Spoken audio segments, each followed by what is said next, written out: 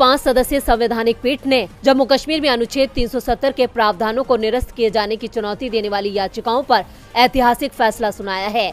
CJI D Y Chandrachud की अध्यक्षता वाली संवैधानिक पीठ ने अनुच्छेद 370 को रद्द करने का आदेश संवैधानिक तौर पर वैध माना है। ये भी कहा है कि जम्मू कश्मीर की संविधान सभा की सिफारिश भारत के राष्ट्रपति के लिए बाध्यकारी नहीं है, लेकिन साथ ही सरकार से कहा है कि वो जम्मू कश्मीर को जल्द से जल्द राज्य का दर्जा वापस दे। साथ ही 30 सितंबर 2024 तक जम्मू कश्मीर विधानसभा के चुनाव भी कराए जाएं। जम्मू कश्मीर में 2018 से ही विधानसभा भंग है।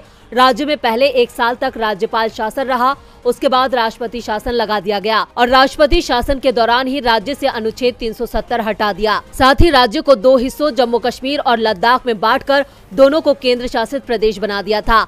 1 साल पहले राज्य निर्वाचन आयोग की ओर से कहा गया था कि उसकी ओर से चुनाव की तैयारियां पूरी हैं, लेकिन राज्य में राष्ट्रपति शासन है और जम्मू कश्मीर की स्थिति देश के दूसरे राज्यों की तुलना में अलग है। इसलिए चुनाव का फैसला केंद्र सरकार को लेना है, लेकिन अब चुनावों को लेकर कोर्ट ने ही एक समय सीमा तय कर दी है। साथ ही सरकार से कहा है कि जम्मू कश्मीर को फिर से राज्य का दर्जा जल्दी दें। राज्य का दर्जा मिलने के बाद राज्य सरकार के पास भी बहुत से अधिकार आ जाएंगे जो केंद्र शासित प्रदेश के पास नहीं होते हैं। अब देखना होगा कि मोदी सरकार कब तक राज्य को पूर्ण राज्य का दर्जा देगी और कब चुनाव कराएगी। वैसे संकेत मिल रहे हैं कि अब मोदी सरकार के पास राज्य विधानसभा चुनाव लोकसभा के साथ कराने के अलावा कोई विकल्प नहीं। में मुख्यमंत्री की कुर्सी कौन संभालेगा, इसे लेकर कई दिनों से जारी सस्पेंस आज खत्म हो गया है। बीजेपी दल की बैठक में मोहन यादव के नाम पर मुहर लग गई है। शिवराज सिंह चौहान ने ही मोहन यादव के नाम का प्रस्ताव रखा था। मोहन यादव उज्जैन दक्षिण से विधायक हैं, उन्हें संघ का करीबी माना जाता है। ऐसे में शिवराज सिंह चौहान के साथ एमपी में बड़ा खेल हो गया। नतीजे घोषित होने के बाद से शिवराज सिंह चौहान खुद सीएम पद का बड़े दावेदार माने जा रहे थे, लेकिन अब सूबे की कमान मोहन यादव के हाथों में होगी।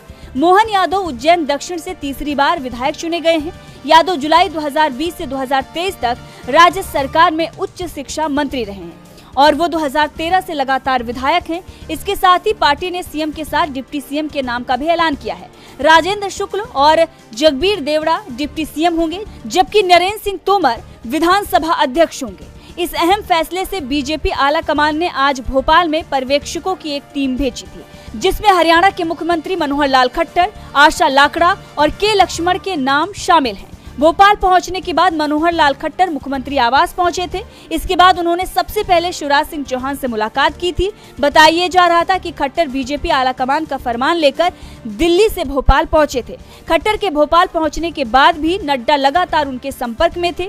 पार्टी कार्यालय में जहां विधायक दल की बैठक चल रही थी, वहीं पार्टी ऑफिस के बाहर प्रहलाद पटेल और शिवराज सिंह चौहान के समर्थक नारेबाजी कर रहे थे। अब आपको बता दें कि मुख्यमंत्री की रेस में सीएम शिवराज सिंह चौहान के साथ ज्योतिरादित्य सिंधिया, नरेंद्र सिंह तोमर, कैलाश विजयवर्गीय, प्रहलाद पटेल और खुद प्रदेश अध्यक्ष बीडी शर्मा के नाम शामिल थे। उधर सीएम के नाम के ऐलान से पहले प्रहलाद पटेल के आवास की सुरक्षा बढ़ा दी गई थी। अब आपको बता दें कि मध्य प्रदेश में बीजेपी ने विधानसभा चुनाव में 163 सीटों पर जीत हासिल की है, जबकि कमलनाथ के चेहरे पर चुनाव लड़ रही कांग्रेस को महज 66 सीटों पर जीत हासिल हुई। की जनता को सत्ता के लिए जनादेश दिए 1 हफ्ता बीत चुका है, लेकिन सीएम की कुर्सी पर कौन बैठेगा, बीजेपी इसे तय नहीं कर पा रही है। वहीं जिन नेताओं को सीएम की रेस में सबसे आगे माना जा रहा था, वो एक एक करके पीछे होते जा रहे हैं। हालांकि माना जा रहा है कि मंगलवार तक सीएम चेहरे पर तस्वीर साफ हो सकती है, क्योंकि पार्टी पर्यवेक्षक राजनाथ सिंह, सरोज पांडे और विनोद तावड़े आज जयपुर पहुंच चुके हैं, जो सभी विधायकों से उनकी राय जानेंगे। इसके बाद मंगलवार को विधायक दल की बैठक होगी। राजस्थान में मुख्यमंत्री की रेस में आधा दर्जन नेताओं के नाम शामिल हैं, लेकिन इन सब पर पूर्व सीएम वसुंधरा राजे भारी पड़ रही हैं। चौंकाने वाली बात यह है कि केंद्रीय मंत्री गजेंद्र सिंह शेखावत, दिया कुमारी, किरोड़ी लाल मीणा और बाबा बालकनाथ सीएम की रेस में पिछड़ते हुए दिखाई दे रहे हैं, क्योंकि इन नेताओं के पक्ष में एक भी विधायक नहीं बोल रहा है। वहीं दूसरी तरफ 50 से ज्यादा विधायक राजे के समर्थन में खड़े हैं और राजे से मुलाकात भी कर चुके हैं।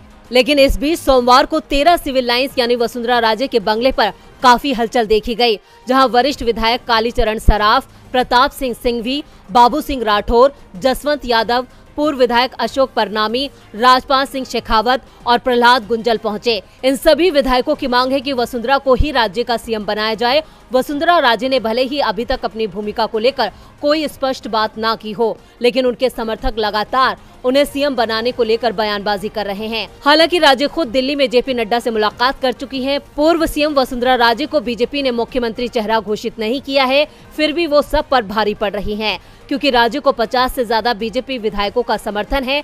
यही वजह है कि चुनाव परिणाम के बाद से ही राज्य से विधायकों के मिलने का सिलसिला जारी है। करीब 50 विधायकों ने राजस्थान में जीत के दूसरे दिन ही वसुंधरा राजे से मुलाकात की थी और रविवार को भी राज्य से दिल्ली से लौटने के बाद 13 बीजेपी विधायक और कुछ पूर्व पदाधिकारी उनके आवास 13 सिविल लाइंस पर उनसे मिलने पहुंचे थे।